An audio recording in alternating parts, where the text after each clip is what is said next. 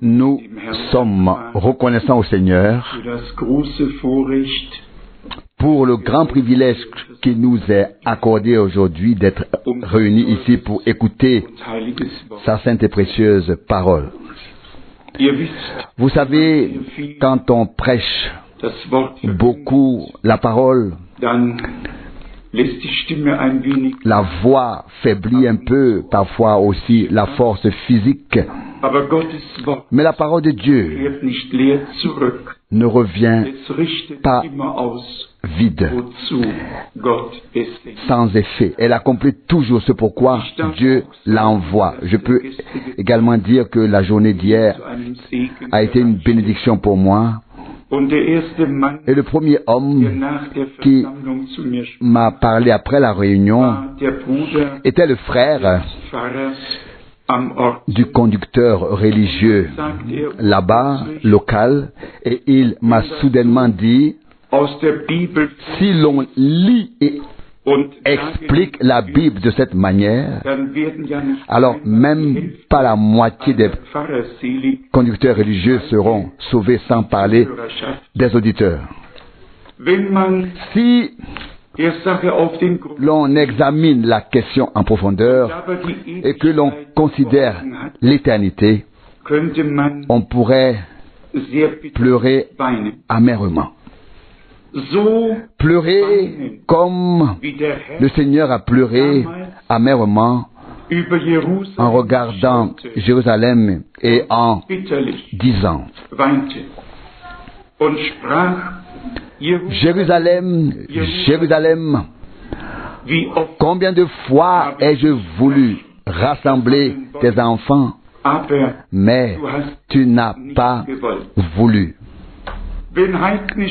Si les religions païennes suivent leur propre voie, cela peut encore se comprendre.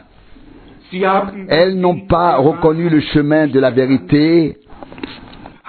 Elles n'ont rien appris de ce que Dieu nous a donné par grâce. Cela peut s'excuser.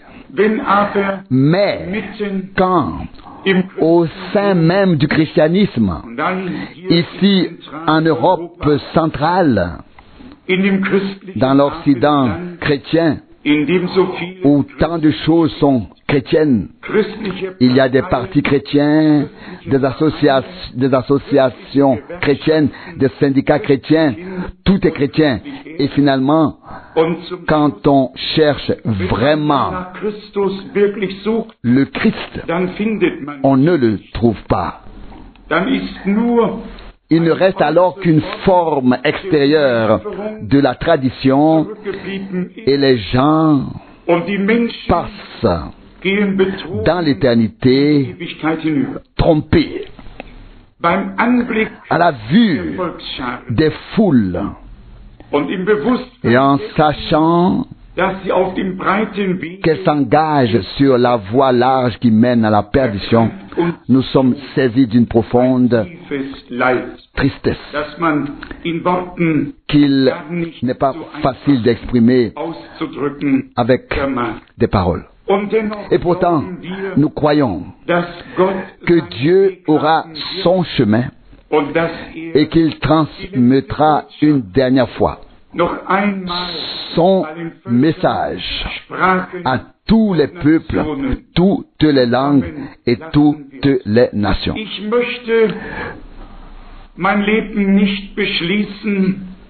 Je ne voudrais pas terminer ma vie sans avoir vu et vécu cela.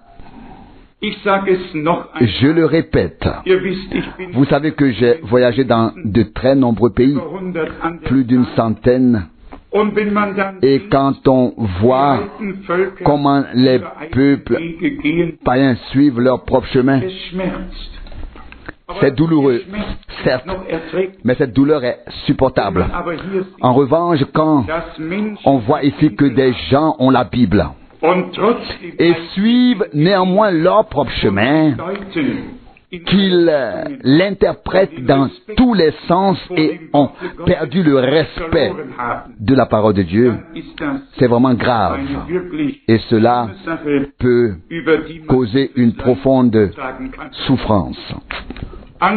D'un autre côté, nous devons aller plus loin et dire que celui qui ne reconnaît pas le plan de Dieu pour l'humanité n'a aucune possibilité d'être intégré dans ce plan divin. La condition préalable pour être intégré dans le plan de Dieu est que nous comprenions le plan de Dieu pour l'humanité. Est-ce que c'est ainsi? Oui, c'est ainsi. Et nous touchons là au cœur du problème. Dieu a créé l'homme avec le libre arbitre, mais étant omniscient, il savait que l'homme ferait de mauvais choix avec son libre arbitre. Et le Seigneur dit, le jour où vous en mangerez, vous mourrez. Et c'est ce qui arriva. Ils ont transgressé la parole, se sont séparés de Dieu et sont passés dans le camp de l'ennemi. Et depuis Adam, la mort a régné sur tous, sans exception. Paul écrit aux Corinthiens que même à l'époque où la loi n'existait pas encore et où les hommes n'avaient pas péché comme Adam, la mort régnait sur tous. Romains 5, verset 14. Et nous arrivons ici au cœur du sujet, à savoir pourquoi le salut en Christ, notre Seigneur, était nécessaire. Et pourquoi Dieu lui-même a dû venir dans la chair pour ici donner à l'humanité la possibilité d'être à nouveau relié à lui, de recevoir sa vie divine, de vaincre la mort et d'obtenir la vie éternelle par grâce.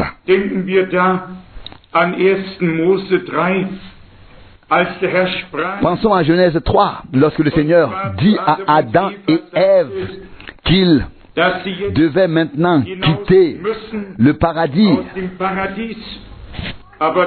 mais qu'il leur adressa ensuite un avertissement. Je vais peut-être lire Genèse chapitre 3,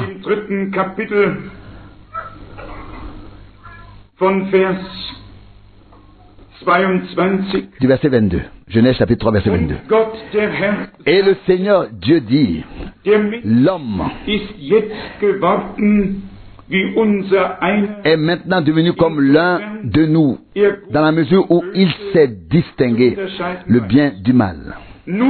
Mais maintenant, il ne faut pas qu'il étende la main, qu'il prenne aussi du fruit de l'arbre de vie, qu'il en mange et devienne immortel.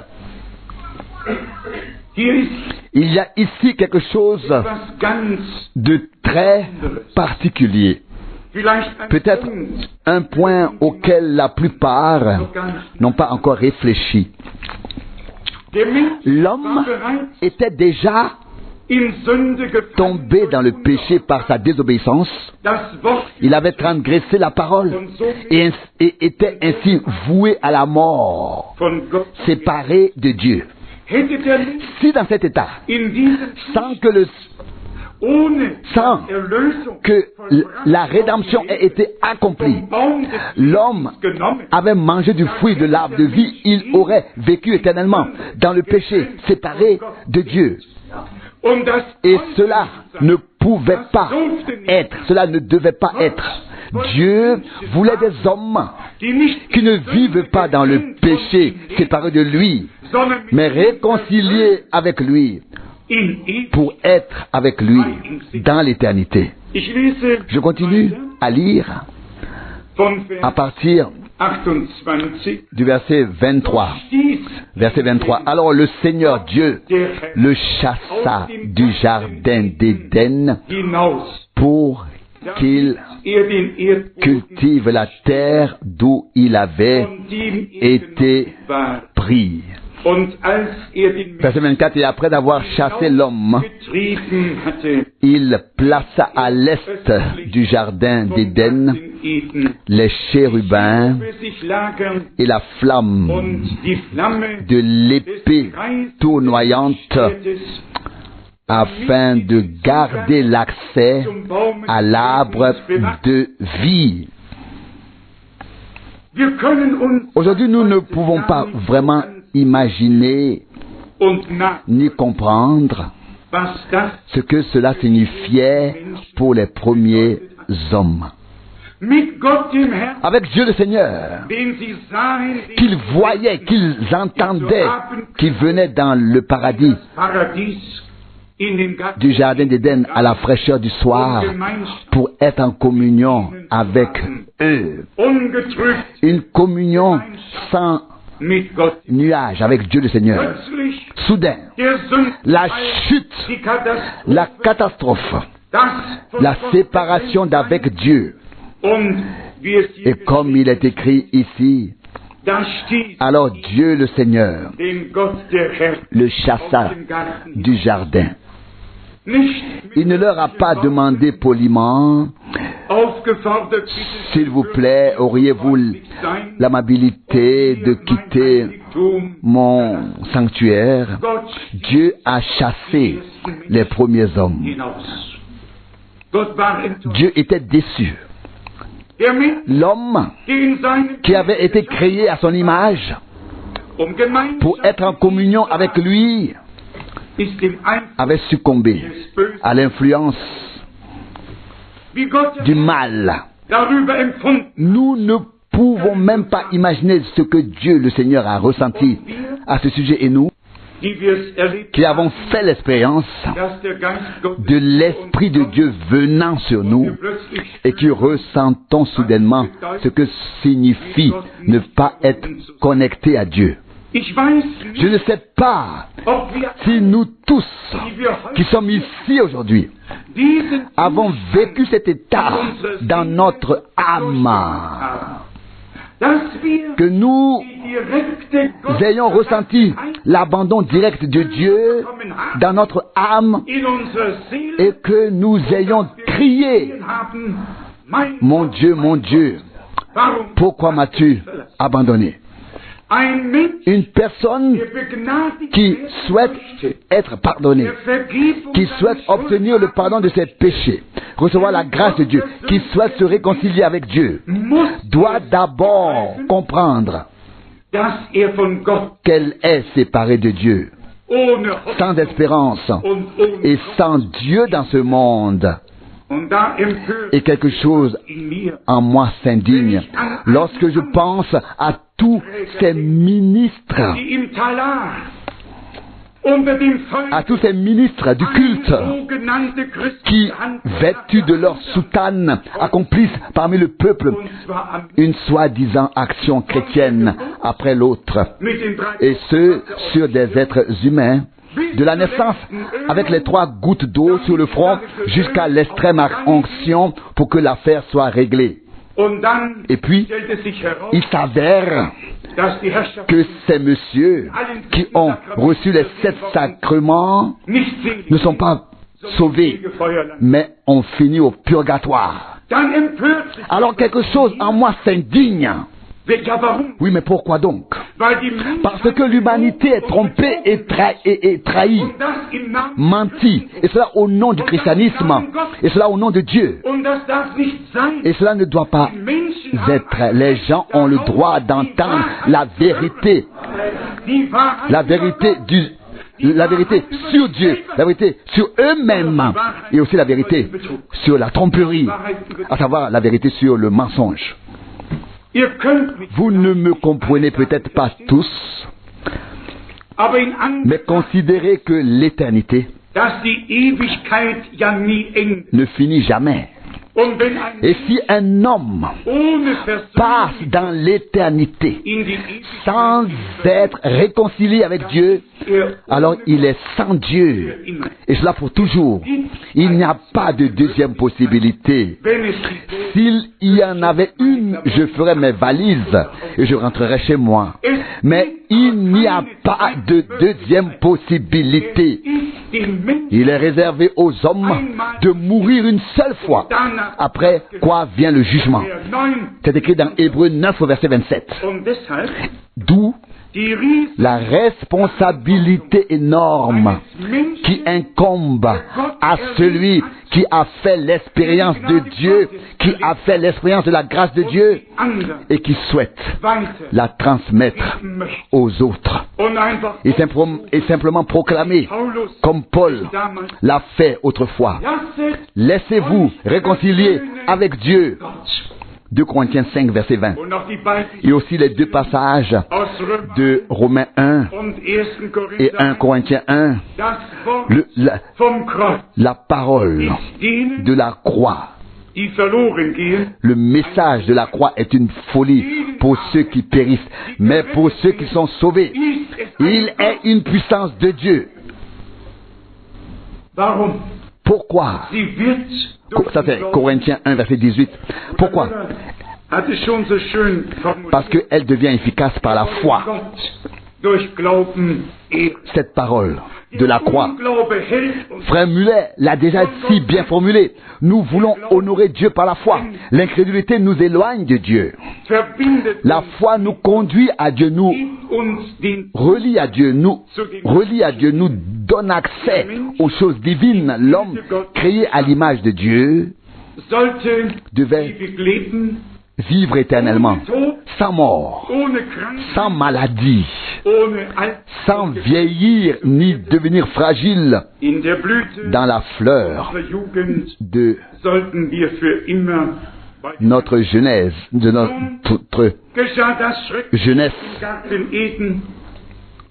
nous devrions être pour toujours auprès du Seigneur. Mais l'horrible événement s'est produit dans le jardin d'Éden. L'homme a chuté.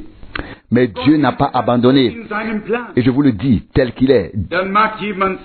Dieu l'avait prévu ainsi dans son plan.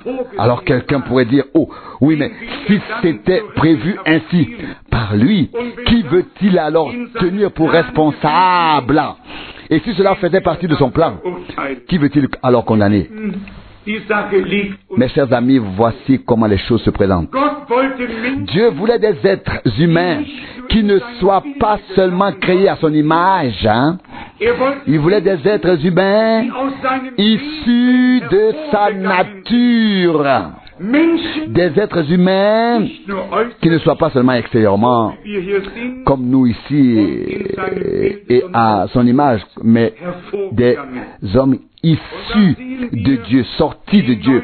Et c'est là que nous voyons le nouveau commencement comme une nouvelle création en Jésus-Christ, notre Sauveur, notre Seigneur. Il est Dieu lui-même manifesté sous forme humaine. Un nouveau commencement a été fait. Non pas un homme formé de main et auquel le souffle de vie a été insufflé, mais engendré par le Saint-Esprit. Et de l'Esprit ne pouvait sortir que ce qui était engendré par l'Esprit de Dieu ne pouvait naître que Dieu. Et ainsi Jésus-Christ était Dieu sous forme humaine, afin de payer ici sur terre, sous forme humaine, le prix du péché et d'offrir la vie éternelle à ceux qui croiraient en lui. Nous allons lire quelques passages de l'Ancien et du Nouveau Testament du prophète Ésaïe, le passage bien connu du chapitre 53. Ésaïe 53, Verset 10. Verset 10. Mais il a plu au Seigneur. Mais il a plu au Seigneur de le briser par la maladie. S'il offre sa vie en expiation, il verra une semence. Il vivra longtemps et l'œuvre, la volonté du Seigneur prospérera par lui. Au verset 11, à cause de son angoisse, de l'angoisse de son âme, il verra le fruit et sera satisfait. Par sa connaissance, mon serviteur juste rendra la justice à beaucoup en prenant sur lui leurs fautes.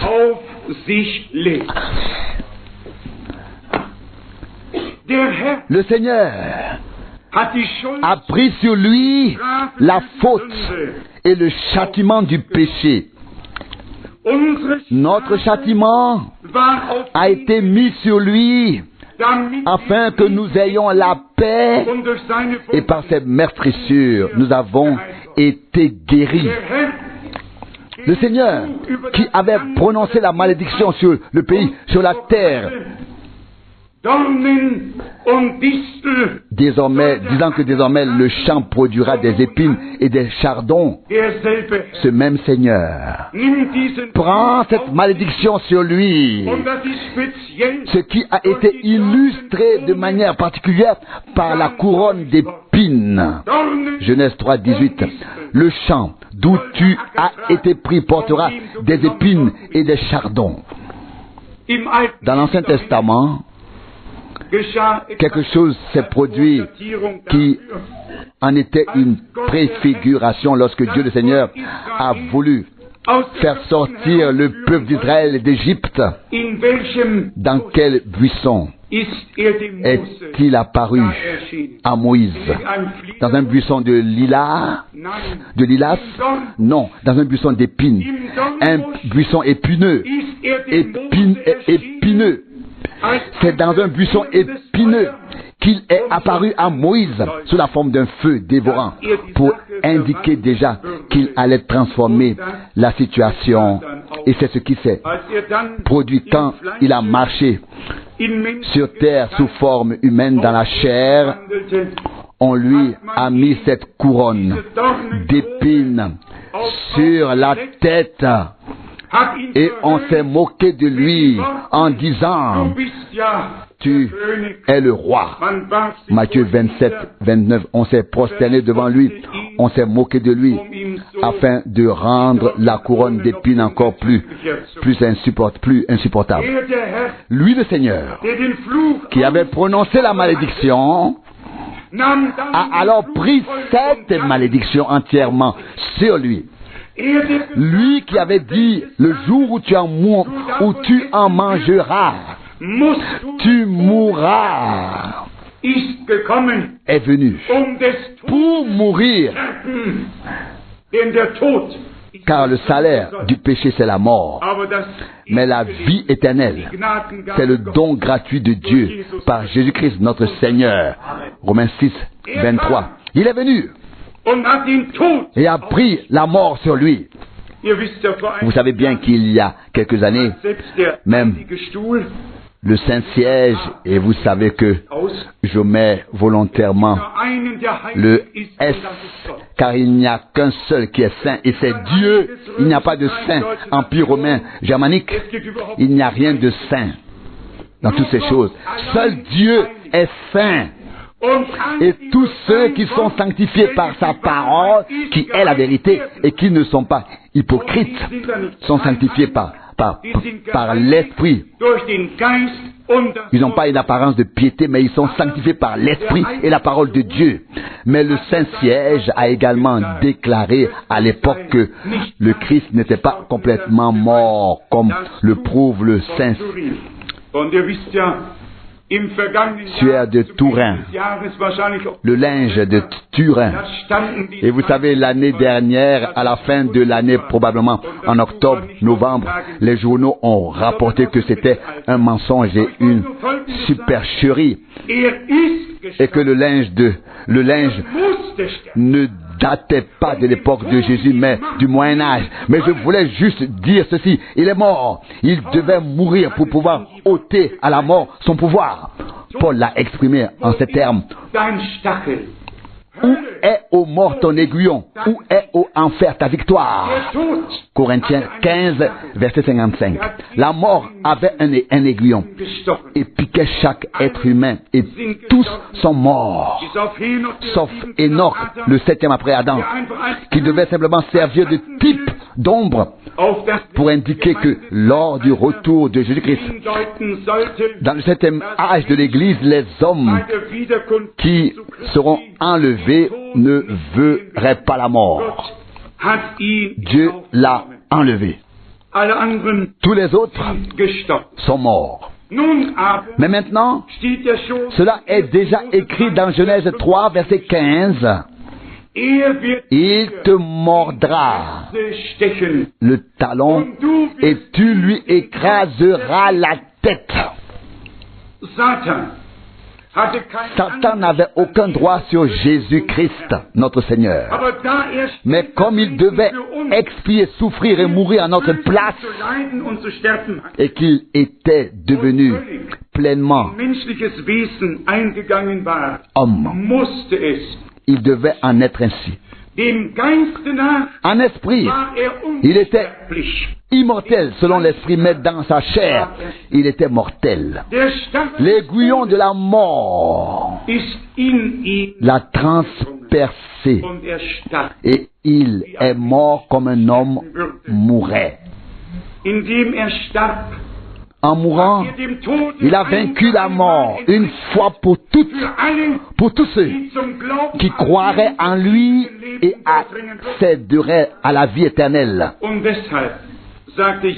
C'est pourquoi Jésus a dit dans le chapitre 11 de l'Évangile, selon Jean, dans l'histoire de Lazare, « En vérité, je vous le dis, celui qui croit en moi vivra même s'il meurt. » Jean 11, verset 25, car il est la résurrection et la vie. L'aiguillon de la mort l'a transpercé. Je suis tellement reconnaissant qu'il soit écrit qu'il te mordra le talon. Pas le gros orteil ni le coude, mais exactement au bon endroit, ici, pour que tu puisses ensuite poser le pied et écraser la tête du serpent. Il te mordra le talon. Tu lui écraseras la tête. Et Satan pensait que s'il mordait le talon du Seigneur, celui-ci mourrait et alors tout serait réglé et il aurait le pouvoir. Il n'en fut rien. Notre Seigneur est mort et est descendu aux enfers où il a proclamé là-bas la victoire de Golgotha, a ôté son pouvoir à la mort, a vaincu les enfers, a pris à Satan les clés de la mort et des enfers et est ressuscité des morts le 3e jour en disant, je vis et vous vivrez aussi. J'ai les clés de la mort et de l'enfer. Apocalypse 1, verset 18. Pierre avait les clés du royaume des cieux. Jésus, les clés de la mort et de l'enfer. Mes chers amis, quelque chose de très très important. La mort devait être vaincue. Je reviens encore une fois, car je suis profondément ému quand je pense à toutes les actions pieuses qui passent à côté de l'essentiel et au diable qui, d'après ce que j'ai entendu, se tord de rire parce qu'il a séduit le monde entier, séduit et trompé le monde entier. La vérité doit être remise sur le devant de la scène. Et il faut dire qu'aucune action religieuse n'apporte le salut. Le salut a été donné à l'humanité uniquement en Jésus-Christ, notre Seigneur. Et tous les responsables ecclésiastiques pourraient aller pointer et cesser de tromper les gens, à moins qu'ils ne se convertissent eux-mêmes, comme cela s'est produit pour Saul à l'époque. Aujourd'hui, on philosophe sur les Saintes Écritures et le diable rit déjà sous cape. Remercions Dieu de nous permettre de confesser humblement que nous avons trouvé grâce devant lui, ce qui nous fait nous prosterner dans la poussière. Nous avons trouvé grâce devant Dieu et avons reconnu que ce n'est pas un acte religieux qui nous amène à Dieu ou nous relie à lui. Nous avons compris que c'était l'acte divin accompli par le Christ à Golgotha. Dieu était en Christ et a réconcilié le monde avec lui-même. 2 Corinthiens 5, verset 19. C'est Dieu qui a agi et non un prêtre en soutane. C'est Dieu qui agit dans le salut, dans la bénédiction et dans la rédemption. Dieu a agi.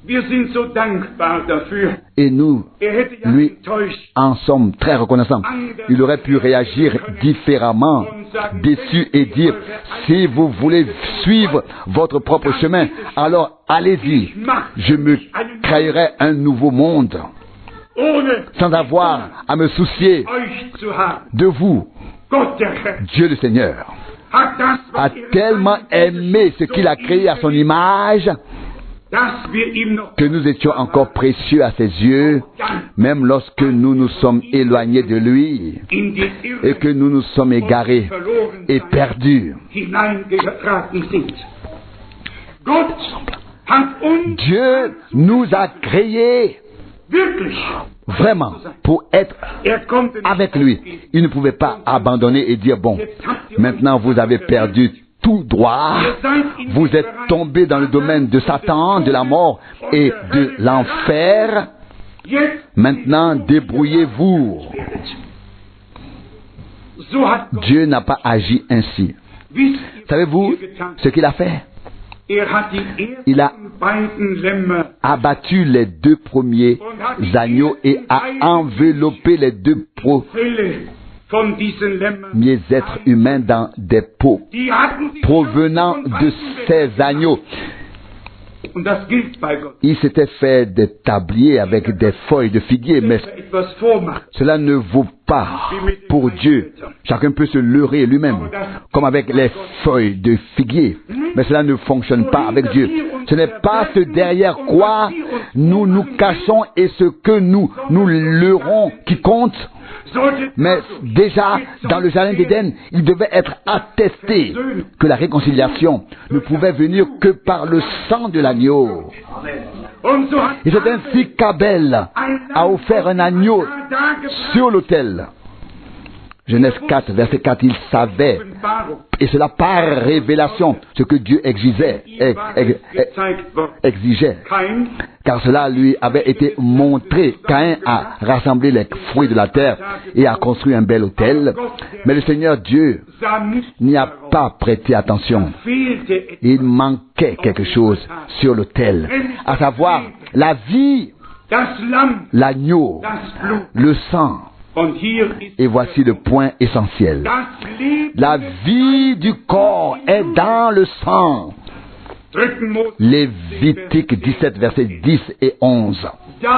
C'est pourquoi le sang devait être offert en sacrifice sur l'autel devant Dieu. Et lorsque ce grand jour de réconciliation entre Dieu et l'humanité devait avoir lieu sur la colline de Golgotha. Aucun souverain sacrificateur ne pouvait se présenter et réciter une formule pieuse. Dieu devait agir en Christ. Le sang divin et saint devait être versé. Et c'est dans ce sang divin et saint que se trouvait la vie divine et sainte qui a été libérée pour revenir ensuite sur la foule rachetée par le sang. Et ça, c'est la vie éternelle de Dieu lui-même. Ce n'est pas une cérémonie, mais une action de Dieu lui-même ici sur cette terre. C'est ici que le sang a été versé, car c'est ici que la transgression a eu lieu. C'est ici que l'humanité est passée dans le domaine de Satan. Et nous savons exactement comment cela se passe sur toute la terre. Les ténèbres recouvrent la terre et assombrissent les peuples. Seulement là où s'accomplit ce qui est écrit dans Jean 8, verset 12. Celui qui me suit ne restera pas dans les ténèbres, mais aura la lumière de la vie. Dans Genèse 1, Dieu a parlé dans les ténèbres que la lumière soit. Et la lumière fut, Genèse 1, verset 3. Lorsque notre Seigneur mourut à Golgotha, les ténèbres s'abattirent sur le pays de la 6e à la 9e heure, Matthieu 27, 45, et c'est dans ces ténèbres-là que notre Seigneur, mourant, s'écria, tout est accompli. Jean 19, verset 30, la lumière apparut, la lumière s'est levée pour nous dans les ténèbres. Le prophète Ésaïe a prophétisé, s'il donnait sa vie en expiation, il ferait une postérité, une semence, il vivrait longtemps, et la volonté du Seigneur Dieu s'accomplirait par lui. Ésaïe 53, verset 10. Et c'est exactement cela. Le salut pour toi et pour moi. Tout comme Dieu a manifesté sa volonté sur la terre en Christ. La volonté de Dieu doit maintenant s'accomplir ici-bas à travers les rachetés.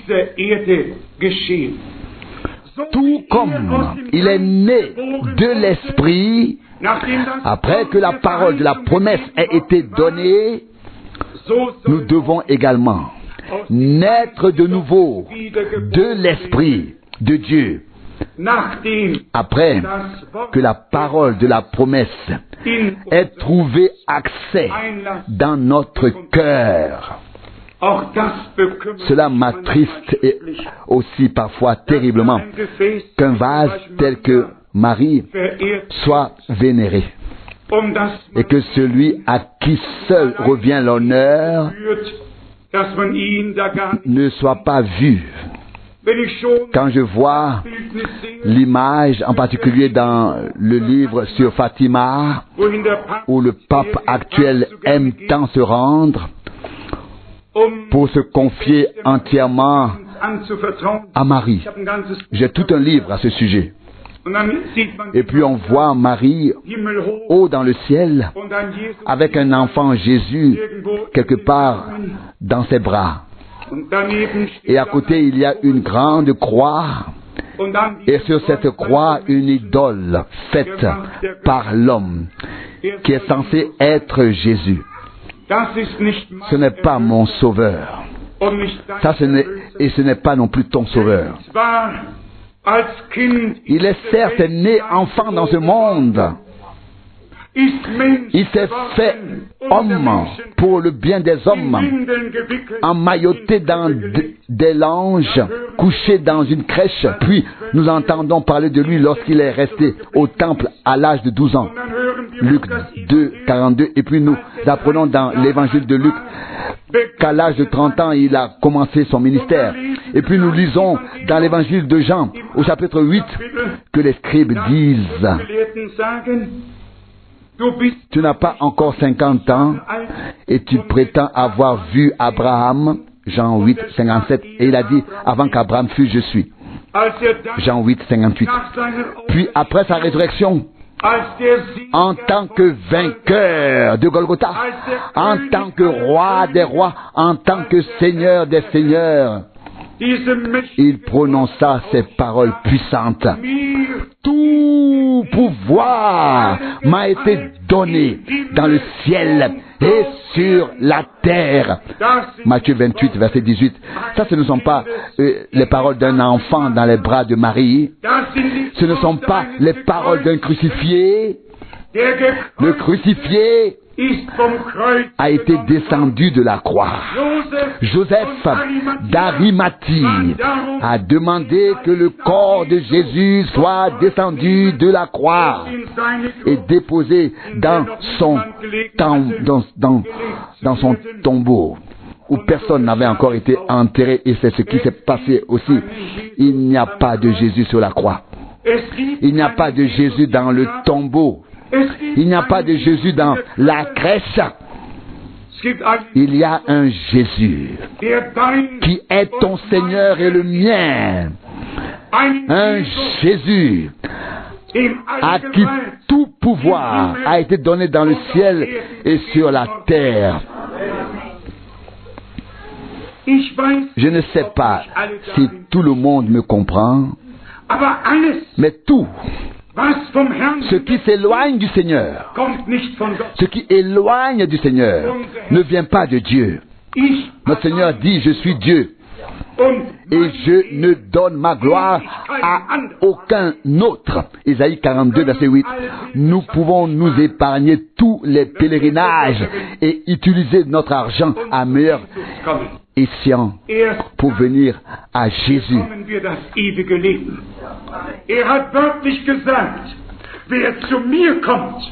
Car c'est seulement alors que nous obtiendrons la vie éternelle.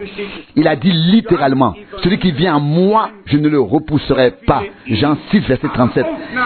Et il est écrit dans l'évangile, selon Jean, chapitre 1, verset 12, mais à tous ceux qui l'ont reçu, il a donné le pouvoir de devenir enfants de Dieu, à ceux qui croient en son nom.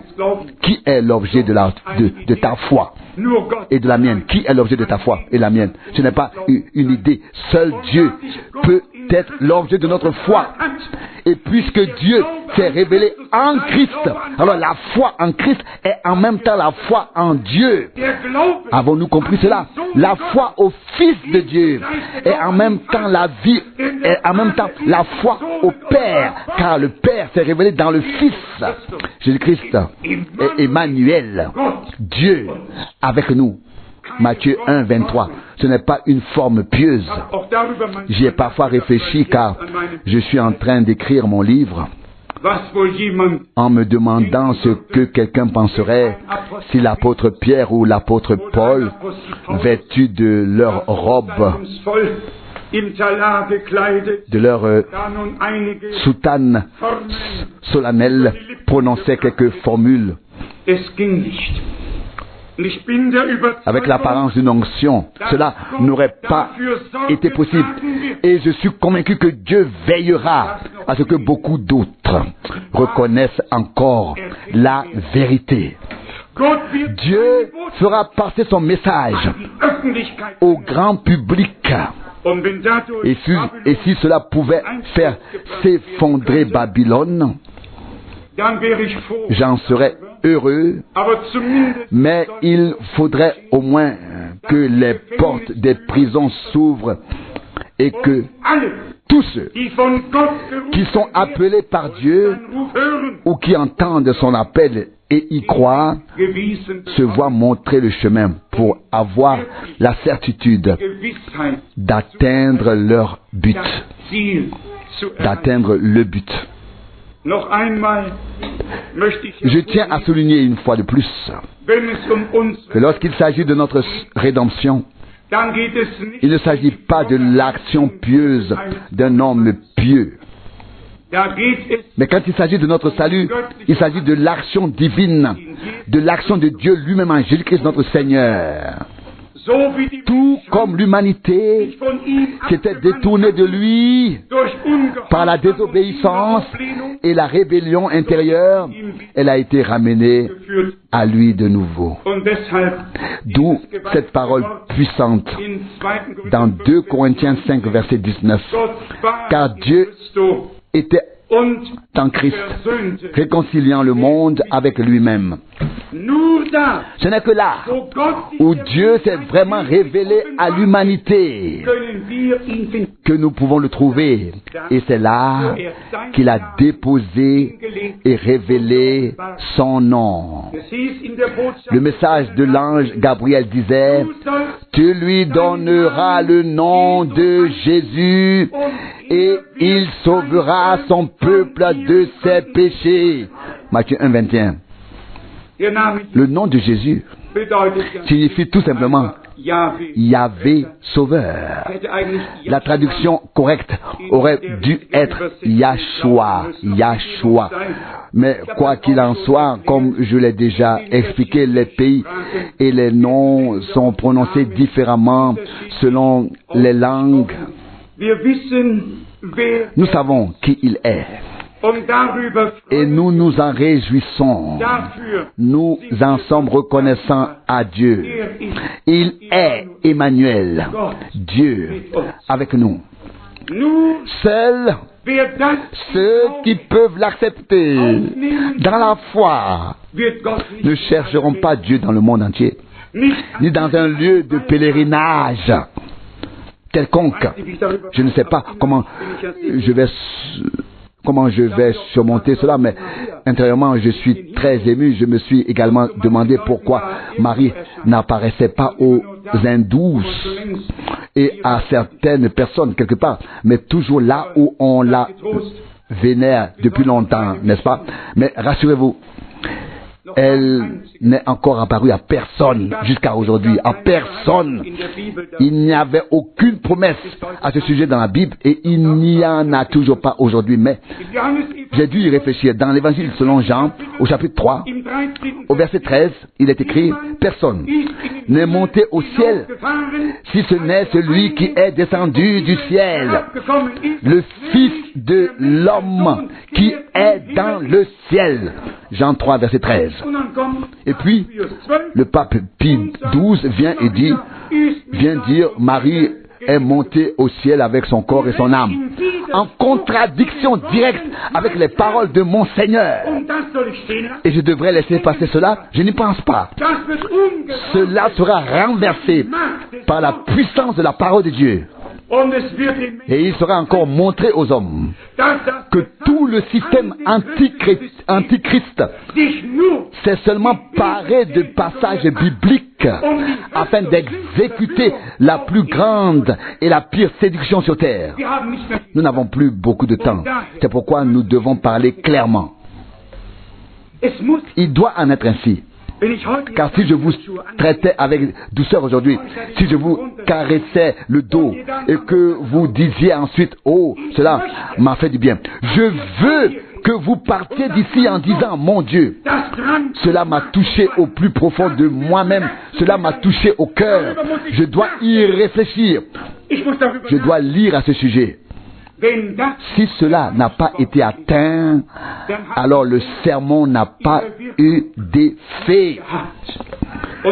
Et la prédication aura son effet. Il ne peut en être autrement. L'heure de Dieu est venue. L'heure de vérité est venue. Et tous ceux qui sont dans la vérité, de la vérité, écouteront sa voix. Laissez-moi vous lire encore 2 ou 3 passages du Nouveau Testament tirés de l'Épître aux Romains. Romains chapitre 3, Romains chapitre 3 du verset 22. À savoir la justice de Dieu qui est accessible à tous et qui revient à tous ceux qui croient en Jésus-Christ. Car il n'y a ici aucune différence. Verset 23. Tous ont péché et sont privés de la gloire que Dieu confère. Cela ne nécessite aucune explication supplémentaire. Nous sommes tous nés dans le péché. Nous sommes venus dans ce monde séparé de Dieu. Et nous sommes privés de la gloire que Dieu accorde. Nous sommes nés, oui, nous sommes venus au monde et aussi sûrement que nous sommes nés, nous marchons vers la mort dès le premier jour. Plus nous vieillissons, plus nous sentons que la mort nous attend quelque part. Et il n'y a personne qui puisse y échapper et dire « Ce n'est pas encore mon tour, j'ai encore le temps ». Que l'on soit jeune ou vieux, les Écritures disent « Et il en est ainsi, tous ont péché. » Et la mort s'est étendue sur tous, parce que tous ont péché. Romains 5, verset 12. Ça c'est vrai, et c'est oui et amen. Mais maintenant, la grâce a été accordée aux pécheurs. Les condamnés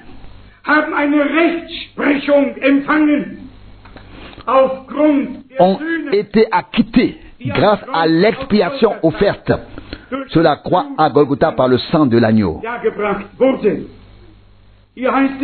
Ici c'est écrit au verset 24 de Romains 3. Ils sont gratuitement justifiés par sa grâce, par le moyen de la rédemption qui est en Jésus-Christ. Gratuitement justifiés. Il ne s'agit pas de réciter 3 Notre Père, 5 chapelets, 10 Je vous salue Marie, ou de faire un pèlerinage d'ici à là. Voici ici le point essentiel de la foi. Golgotha, Jésus-Christ le crucifié. Celui qui voit Jésus sur la croix avec foi sera sauvé à cette même heure. Pour cela, vous n'avez pas besoin de moi, ni d'aucun prêtre. Vous n'avez besoin que de Jésus-Christ. Il est le Sauveur. C'est en lui seul que nous avons le pardon de toutes nos fautes et de tous nos péchés. Imaginez que les gens soient prêts à faire tout ce qui est possible.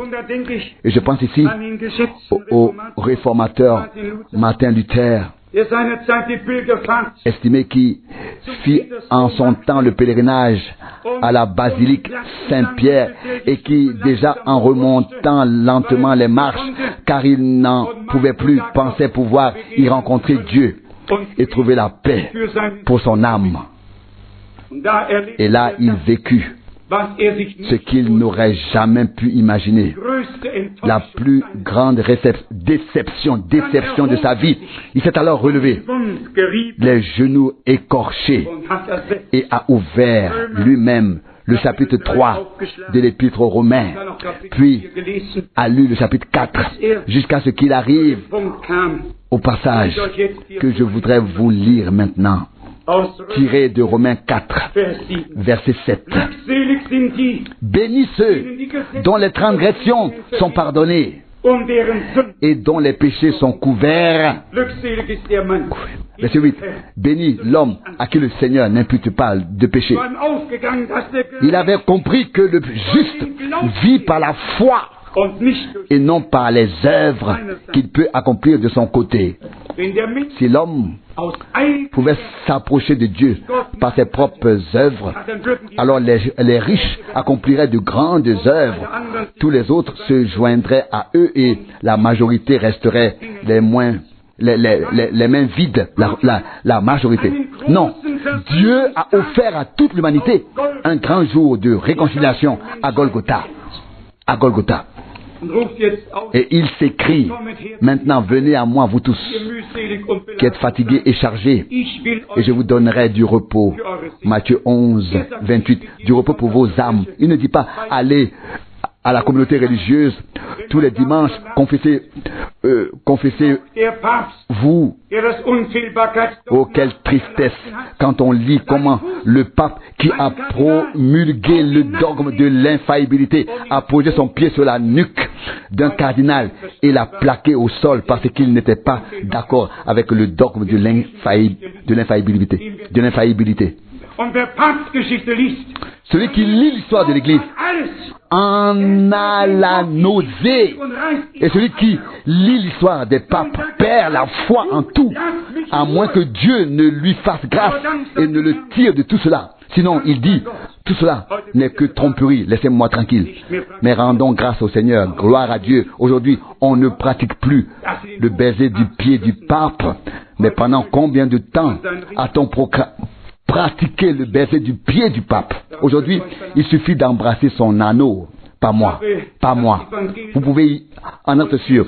Je dois proclamer l'évangile de Jésus-Christ, mon Seigneur et Sauveur, comme un message divin et libérateur. Évangile signifie bonne nouvelle, message de joie. Les esclaves doivent l'entendre et être arrachés de l'esclavage religieux pour venir à Jésus dans une foi totale. Et puis quelqu'un vous dira à nouveau, oui, vous ne pouvez pas simplement comme ça venir à Jésus. Vous avez besoin d'une médiatrice, d'une intercesseur, et elle s'en chargera. Les Écritures sont également très claires à ce sujet. Sur ce point, il n'y a qu'un seul Dieu et un seul médiateur entre Dieu et les hommes. 1 Timothée 2, verset 5, vous pouvez le lire. À savoir Jésus-Christ, homme. Il n'y a pas d'intermédiaire, il n'y a pas de reine, il n'y a pas d'intercesseur, mais tout ce qui est Christ a été pris de lui et transféré à une vierge bénie. Et nous devons garder le silence à ce sujet. Nous ne pouvons pas nous taire. Si nous nous taisons, nous qui savons, nous à qui Dieu a ouvert les yeux pour voir clair, si nous nous taisons, alors les pierres crieront. Car il faut crier. Et pour que les pierres ne commencent pas, je vais commencer. Je voudrais crier au peuple. Convertissez-vous à Dieu, vous qui êtes aux extrémités de la terre. Venez à lui et trouvez le salut et la grâce auprès de lui. Bien sûr, je sais très bien que la loi est déjà en vigueur en Italie et qu'elle le sera bientôt dans toute l'Europe. Quiconque dira quelque chose contre le Saint-Siège pourra être poursuivi en justice. Nous l'avons lu dans les journaux. Et cela va arriver. Mais alors j'irai en prison, afin que beaucoup de ceux qui sont emprisonnés spirituellement soient libérés et puissent sortir. Pour cela, on peut aller en prison terrestre. Mais je dois vous dire que je n'aimerais pas y aller, mais si cela fait partie du jeu, alors il faut bien que ce soit ainsi. Récemment, j'ai fait sortir un avocat de prison. Et pour le faire, j'ai dû aller dans ces locaux. Et là, je peux vous dire que je me sentais mal.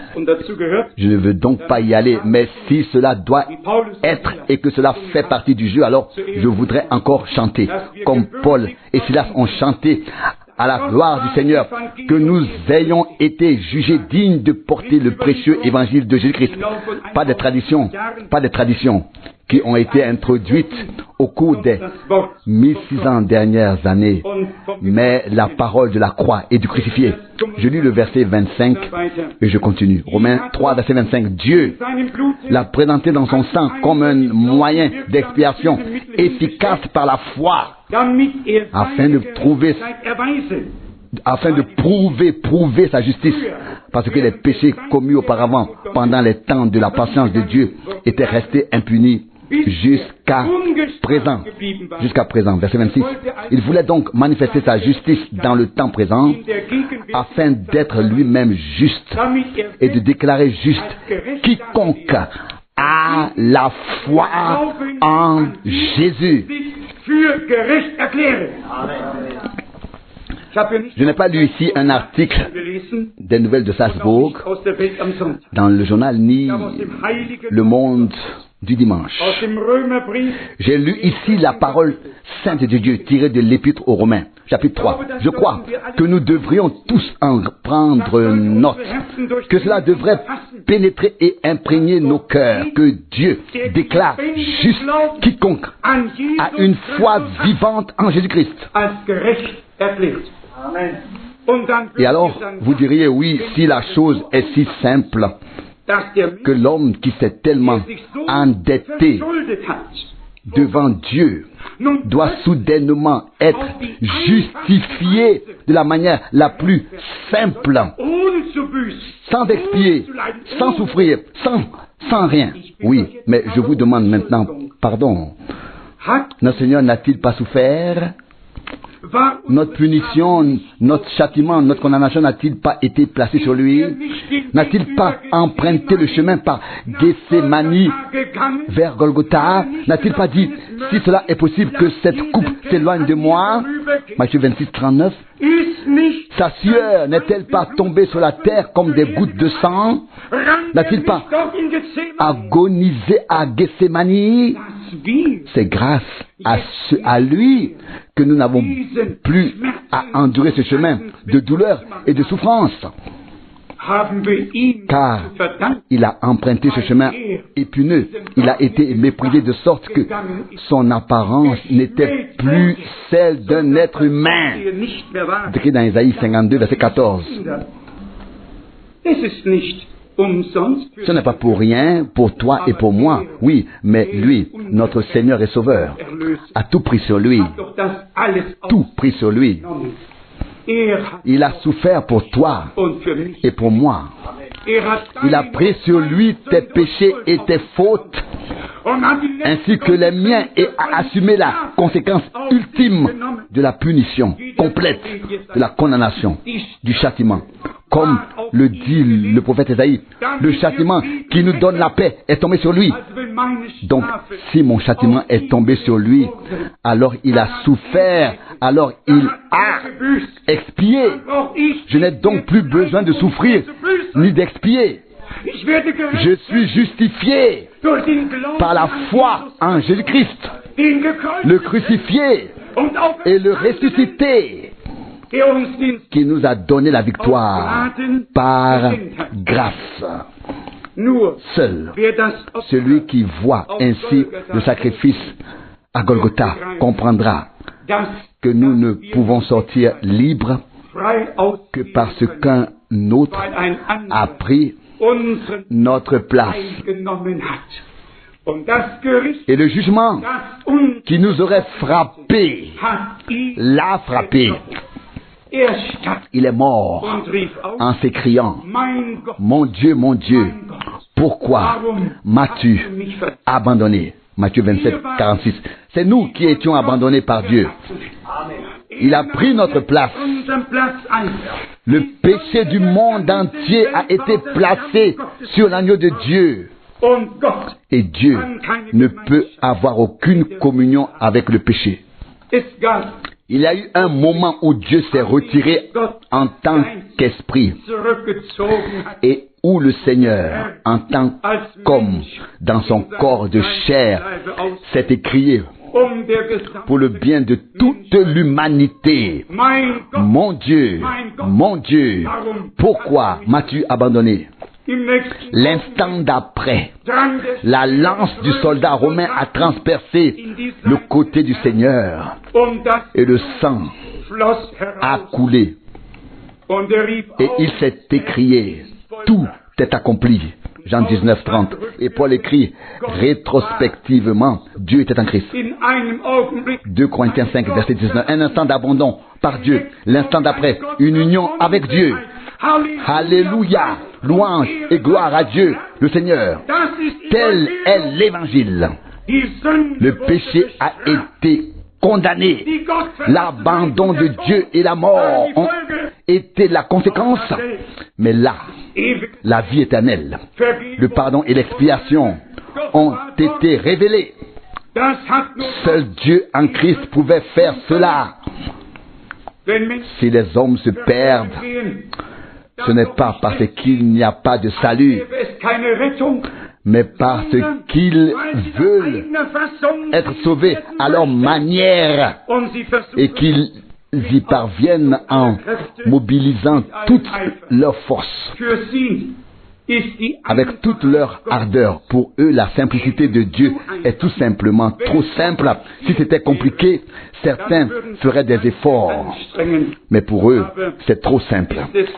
C'est trop simple. C'est pourquoi Paul écrit, pour ceux qui périssent, la parole de la croix est une folie. 1 Corinthiens 1, verset 18. Ils disent, Dieu a-t-il vraiment besoin de créer un tel salut, une telle rédemption? Qui a été le conseiller de Dieu? Qui peut lui dire, tu ne fais pas bien ceci ou cela? Je te propose telle ou telle chose. En tant qu'être humain, ne devons-nous pas nous incliner devant Dieu, nous incliner devant la parole de Dieu, l'écouter avec respect, crainte, l'accepter et y croire? Et y croire. C'est sur la croix, à Golgotha, qu'a eu lieu le grand jour de la réconciliation de Dieu avec l'humanité sur cette terre. On peut le dire à tous les êtres humains de toutes les religions. Ils n'ont pas besoin de chercher Dieu dans la nature, ni ici ni là. Ils doivent chercher Dieu là où il se trouve, c'est-à-dire en Jésus-Christ notre Seigneur, qui pouvait dire, celui qui me voit, voit le Père. Moi et le Père, nous sommes un. Jean 14, 9, Jean 10, 30. Celui qui voyait Moïse, voyait Moïse. Celui qui voyait Élie. Celui qui voyait Jean, voyait Jean. Celui qui a vu Jésus a vu la parole faite chair. Il a vu ce que Paul a si clairement exprimé dans 1 Timothée chapitre 3 verset 16. Le mystère de la piété est grand. Dieu a été manifesté dans la chair. 1 Timothée 3, 16. Et certains pourraient penser, oui, mais Dieu peut-il être à la fois au ciel et sur la terre? Absolument. Dieu est esprit, Dieu était au ciel. Dieu est sur la terre. Dieu est ici, à Salzbourg. Il est à New York, au même moment. Il est en Chine. Il est au ciel. Il est sur terre. Dieu est omniprésent. Ne nous cassons pas la tête à ce sujet. Croyons de tout cœur qu'une révélation personnelle, et c'est bien de cela qu'il s'agit, une révélation personnelle visant à établir une relation personnelle entre l'humanité et lui-même a eu lieu et existe toujours en Jésus-Christ notre Seigneur. C'est pourquoi la foi en Jésus est nécessaire au salut.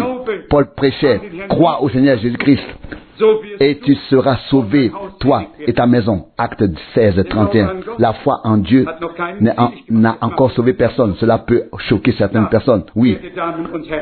Mesdames et messieurs, cela peut vous choquer. Et si je vous lis maintenant dans l'épître de Jacques, que le diable même croit, assez bien, vous pouvez aussi me croire. Le diable croit, en effet, de tout son cœur, et il trompe encore certains avec sa foi. Je vais vous lire les paroles de Dieu et vous donner la référence afin que vous sachiez exactement où cela est écrit. Jacques chapitre 2, verset 18. Mais quelqu'un dira, Jacques 2, verset 18, tu as la foi et moi j'ai les œuvres. Montre-moi ta foi sans les œuvres et moi je te montrerai ma foi par mes œuvres. Verset 19, tu crois qu'il n'y a qu'un seul Dieu. Tu fais bien. Mais les démons le croient aussi et ils en frémissent.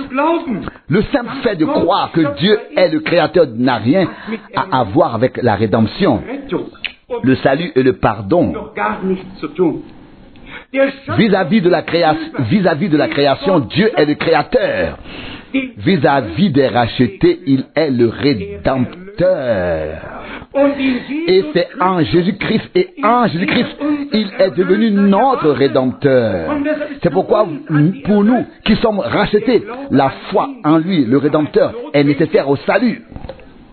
Pierre dit dans les Actes des Apôtres, il n'y a sous le ciel aucun autre nom donné aux hommes par lequel ils puissent être sauvés, si ce n'est le nom de Jésus. Acte 4, verset 12. C'est en lui que Dieu s'est révélé. Encore un passage de l'Épître aux Colossiens, puis j'en aurais terminé. Il y a tant de passages magnifiques qui peuvent être lus en un jour comme celui-ci. Il s'agit en effet de la signification de la signification de l'histoire du salut, dans l'histoire du salut, de la signification dans l'histoire du salut du vendredi saint, au-delà de ce samedi de Pâques jusqu'au matin de Pâques. Quelle est la signification de Golgotha, de la résurrection, dans l'histoire du salut? Voilà de quoi il s'agit. Nous ne célébrons pas le vendredi saint ou Pâques. Nous devons vivre l'expérience d'être crucifiés nous-mêmes avec Christ, d'être ensevelis avec lui et ressuscités avec lui pour une vie nouvelle, pour marcher en nouveauté de vie. Cela doit devenir une réalité divine vécue. Sinon, nous n'avons qu'un christianisme nominal. À Noël, on décore le sapin, puis vient Saint-Nicolas, puis l'année se déroule avec toutes ces fêtes, puis vient le tour du lapin de Pâques, puis du bœuf de la Pentecôte, et ainsi de suite. Vous connaissez toutes ces choses dans le pays. Oui, mais et que reste-t-il alors? Où est le plan divin du salut, de la signification de toutes ces choses et de ce qui s'est passé? Cela est resté caché aux hommes. Beaucoup de fêtes ont été organisées. Et que dit Dieu à ce sujet? Ils s'égarent dans leur cœur et ne se laissent pas reprendre par mon esprit. Kapitel 1, Vers 14 steht von Jesus Christus, unserem Herrn. Dans Colossiens chapitre 1, verset 14, il est dit à propos de Jésus-Christ, notre Seigneur. En lui, nous avons la rédemption, par son sang, c'est-à-dire le pardon des péchés. Oui, cela me suffit. En lui, notre Sauveur, notre Rédempteur, nous avons la rédemption et le pardon des péchés. Je n'ai plus besoin d'aller vers un homme, vers une personne. Et j'ai dit un jour, si tu te confesses à moi, je me confesserai à toi.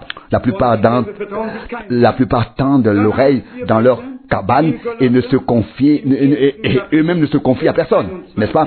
Puis dans Colossiens au chapitre 1, verset 21, il est écrit,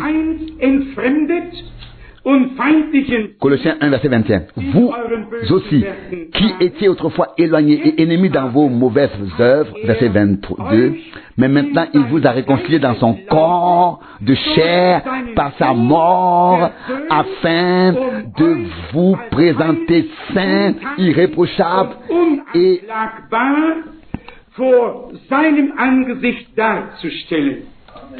sans tache devant lui. N'est-ce pas là un message merveilleux? Et ce qui est beau, c'est qu'il est vrai, tout comme Jésus. Christ est mort sur la croix à Golgotha. Je suis certain d'avoir été racheté, et vous aussi. Tout comme nos péchés ont été pardonnés, nos fautes effacées, nous avons la paix avec Dieu par notre Seigneur Jésus-Christ. Cela ne vous suffit-il pas? Oh, puissions-nous l'accepter dans la foi et remercier Dieu de tout cœur pour cela. Il y a tant de passages qui pourraient être lus. Acceptez-le donc ainsi de la main du Seigneur. Il a dû se frayer un chemin vers lui. Les premiers hommes ont été chassés du paradis. Et dans la phrase suivante, il n'est pas seulement question de chasser, mais de rejeter. Le Seigneur a souffert que les premiers hommes aient transgressé sa parole et soient passés dans le domaine de Satan. Cela l'a déchiré intérieurement. Dieu ressent encore plus que ce que nous pouvons ressentir.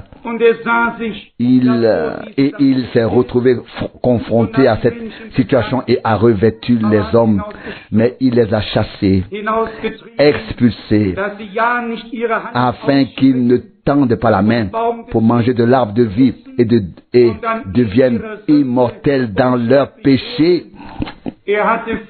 Il avait l'intention de transformer l'humanité, non seulement de la créer, mais aussi de la procréer par l'Esprit, la faire naître de nouveau par l'Esprit, selon la parole de l'Écriture.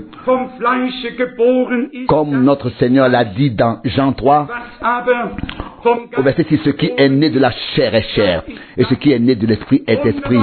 Ne vous étonnez pas que je vous ai dit, il faut que vous naissiez de nouveau, sinon vous ne pouvez voir le royaume de Dieu. Jean 3, verset 7. Ça, ce sont les paroles de notre Seigneur. La chair et le sang ne peuvent hériter du royaume de Dieu. C'est pourquoi Dieu nous a tendu la main de la réconciliation, nous a délivrés de la malédiction et a ouvert la porte du paradis. 1 Corinthiens 15, verset 50. Je vais vous lire en dernier le passage déjà lu devra donc être considéré comme l'avant-dernier, un extrait de l'évangile selon Luc, chapitre 23, afin de vous montrer ce pont que Dieu a construit. Gardez sous les yeux qu'Adam et Ève ont été chassés du paradis et qu'ils étaient debout et en fuite et qu'ils devaient manger le pain de leur sueur. Et ici, il est écrit que lorsque le criminel l'a appelé à invoquer le Seigneur alors qu'il était en train de mourir. Luc 23, verset 42. Puis il a continué. Jésus, souviens-toi de moi quand tu viendras dans ton royaume. Verset 43, Jésus lui a répondu, en vérité, je te le dis, aujourd'hui même, tu seras avec moi dans le paradis. Alléluia. Loué soit Dieu le Seigneur. Le sacrifice a été offert. Le sang a coulé, la porte du paradis, de la vie éternelle, s'est ouverte grâce à ce qui s'est passé à Golgotha. Le paradis et les premiers hommes au tout début, voici maintenant notre Seigneur qui vient offrir l'expiation, oui, la réconciliation de l'humanité et qui dit au premier qu'il a invoqué alors qu'il était en train de mourir, en vérité, je te le dis, aujourd'hui même, tu seras avec moi au paradis, aujourd'hui même. Paul écrit ensuite aux Corinthiens, dans la deuxième épître aux Corinthiens, au chapitre 11, qu'il connaît un homme qui a été ravi au troisième ciel, au paradis, et qui a entendu des paroles inexprimables. 2 Corinthiens 12, verset 4. Mes chers amis, tout est réalité. Dieu et le diable, la vie et la mort, la lumière et les ténèbres, le temps et l'éternité, tout est réalité. Et personne ne peut échapper à ces réalités. Et cela aussi est une réalité. Il y a deux chemins. Selon le sermon sur la montagne de notre Seigneur, dans Matthieu 7, il en parle et dit, le chemin est large et la porte est grande qui mène à la perdition. Mais le chemin est étroit et la porte est petite qui mène à la vie. Et il y en a peu qui les trouvent et y marchent. Matthieu 7, verset 13. Puis le Seigneur dit, il plaît au Père de donner le royaume aux petits troupeaux. Luc 12, 32. Ce sont toujours des individus que le Seigneur a appelés à sortir. Pas une ville entière, pas un pays entier. des individus issus de villes, de pays, de familles sont appelés à sortir pour servir et suivre le Seigneur. Aujourd'hui, en ce lieu, nous devons comprendre devant Dieu qu'il n'y a qu'un seul chemin, qu'une seule vérité, qu'une seule vie, et que Jésus-Christ notre Seigneur a dit de lui-même: je suis le chemin, la vérité et la vie. Nul ne vient au Père que par moi. Jean 14, 6. Et ainsi nous l'avons déjà cité 2 fois. Dieu était en Christ et a réconcilié le monde avec lui-même. 2 Corinthiens 5, verset 19. Venez à Christ et vous rencontrerez Dieu en lui. Et vous vous écrierez, comme Thomas s'est écrié: mon Seigneur et mon Dieu. Jean 20, verset 28. Pas un petit enfant dans les mains de Marie. Pas un Christ façonné par les hommes en or, en bois, en argent ou en cuivre. Je l'ai bien dit hier soir, lors de ma dernière visite à Manille. Il y avait dans un immense hôtel un panneau sur lequel était écrit chapelle. Et je me suis dit, va voir bien sûr en anglais, chapel. Et je me suis dit, bon, va voir. Et voilà qu'il y avait une image du Christ en bronze. Mais vraiment si misérable à regarder que rien que la vue, sans parler du fait que c'est de l'idolâtrie, quand les gens s'y prosternent, mais elle n'était pas du tout réussie. Cette chose était complètement ratée. Et je me suis retourné et j'ai secoué la tête en disant: mon Seigneur, toi qui as été crucifié, qu'est-ce que les hommes ont fait de toi? Au lieu de se laisser sauver et façonner par lui, les hommes continuent leur chemin sans salut et le façonnent de leurs mains. Ce n'est pas nous qui le façonnons, c'est lui qui nous façonne. Oh, que ma voix résonne jusqu'aux confins de la terre, afin que les hommes l'entendent. Revenez à Dieu, c'est en lui seul que réside le salut. Toutes ces images sont une transgression du premier commandement. Tu ne te feras point d'image taillée, ni de représentation quelconque des choses qui sont en haut, dans les cieux, qui sont en bas, sur la terre. Tu les adoreras point et tu ne les serviras point. Je voudrais savoir qui a écrit le catéchisme. Ils écrivent seulement au début: je suis le Seigneur ton Dieu. Tu n'auras pas d'autre Dieu que moi. Et ils font un point. Mais ils s'arrêtent là. Ils omettent tout le reste et se livrent à l'idolâtrie eux-mêmes. Et c'est pourquoi ils ne parviennent pas à croire au Dieu vivant qui s'est révélé en Christ. L'heure est venue d'apporter au peuple de cette terre le saint évangile de Jésus-Christ notre Seigneur. Le ciel et la terre passeront, dit notre Seigneur, mais mes paroles ne passeront point. Matthieu 24, 35. Et Pierre écrit: telle est la parole du Seigneur que nous vous avons annoncée. 1 Pierre 1, verset 25. Nous n'avons pas prêché nous-mêmes ou un autre homme. Nous avons prêché Jésus-Christ, le crucifié, le ressuscité. Il nous a aimés. Il a pris notre condamnation sur lui. Ne voulons-nous pas l'aimer pour cela et dire: Seigneur fidèle, qu'as-tu vu en moi pour m'aimer? Et l'Écriture sainte dit: Dieu nous a aimés alors que nous étions encore pécheurs, éloignés de lui. Romains 5, verset 8. Dieu savait que nous ne pouvions pas nous aider nous-mêmes, que nous étions livrés à abandonner, que nous étions livrés et abandonnés à toutes les choses de ce monde. Nous avions besoin d'être sauvés, nous avions besoin de l'aide de Dieu, et cela nous a été accordé par grâce. Aujourd'hui, si vous entendez sa voix, n'endurcissez pas vos cœurs. Hébreux 3, verset 7. En particulier, ceux qui ont entendu un tel message pour la première fois. Je suis d'ordinaire sonst ein höflicher Mensch. une personne polie. Ich ecke wirklich Je ne nirgends an. heurte vraiment personne. Et cela me plaît beaucoup. Aber wenn es Mais lorsqu'il s'agit de proclamer l'évangile, Evangeliums on ne peut pas fermer les kann yeux man die Augen nicht et faire comme si tout allait bien. dann nicht alles schief. Dann muss Il faut alors s'attaquer aux choses qui ne vont pas et, si nécessaire, les dénoncer. Les dénoncer. ich wollte Je ne voulais blesser personne ni faire de mal à qui que ce soit. aber ein Mais je voudrais souligner une chose et vous demander darüber nachzudenken. d'y réfléchir. Wenn ihr Si vous voulez vraiment selig werden wollt, être sauvé, dann müsst ihr vous devez emprunter le chemin qui mène ihr könnt au nicht salut.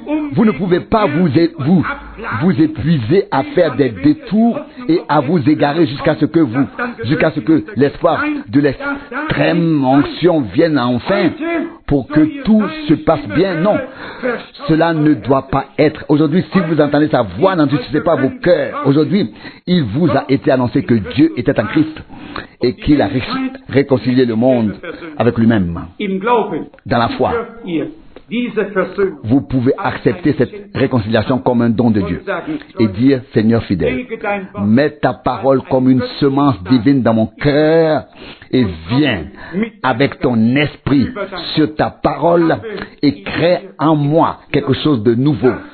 Fais-moi naître de nouveau zu einer pour une espérance vivante par la résurrection de Jésus-Christ d'entre les morts.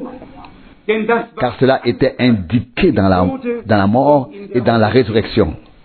der Tod La mort beendete a mis fin à l'ancienne vie, la résurrection a commencé la nouvelle vie. Halleluja. Alléluia, loué soit Dieu. Si nous sommes morts avec Christ, nous vivrons aussi avec lui, Bis wir jusqu'à ce que nous passions de la foi à la vue. Que son nom soit loué. Amen.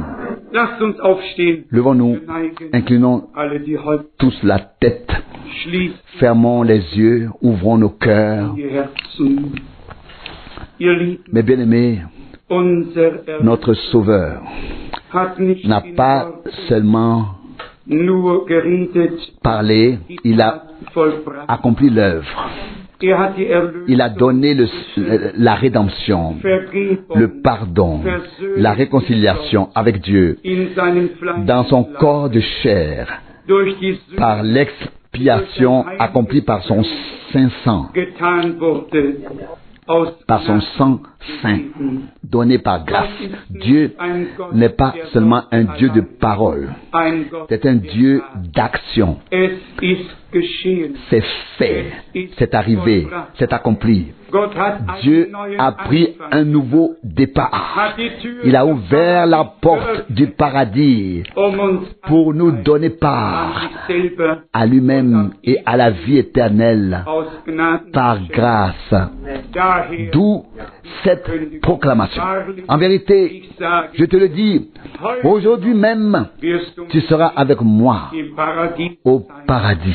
Wer den Namen Quiconque des Herrn invoque le nom du Seigneur wird gerettet sera zu sauvé derselben à cette même Stunde. heure. Heute Aujourd'hui, in dieser Versammlung dans cette réunion, kann jeder chacun peut Frieden trouver la paix avec Dieu, recevoir le pardon des péchés durch den Glauben par la an foi Jesus en Christus Jésus-Christ, empfangen. être justifié par le sang Durch das versé de l'agneau. alles, Dieu was Gott a fait tout tun konnte, ce qu'il pouvait faire. bietet Il nous l'offre als ein Gnadengeschenk comme un don de grâce. Es liegt jetzt C'est maintenant à chacun de décider annehmen. s'il veut l'accepter ou le refuser. Acceptez-le aujourd'hui. Acceptez-le aujourd'hui selon la parole de l'Écriture. Mais à tous ceux qui l'ont reçu, il a donné le pouvoir de devenir enfants de Dieu à ceux qui croient en son nom. Croyez aujourd'hui au Seigneur Jésus-Christ comme votre sauveur personnel et dites dans votre cœur, mon Dieu, maintenant je vois, je reconnais maintenant le dessein de l'histoire du salut de Dieu. Je vois maintenant l'histoire du salut de Dieu avec l'humanité en Jésus-Christ. notre Seigneur. Aujourd'hui, la signification du vendredi saint et du dimanche de Pâques doit être rappelée à tous. La mort, l'enterrement et la résurrection. Tout s'est accompli.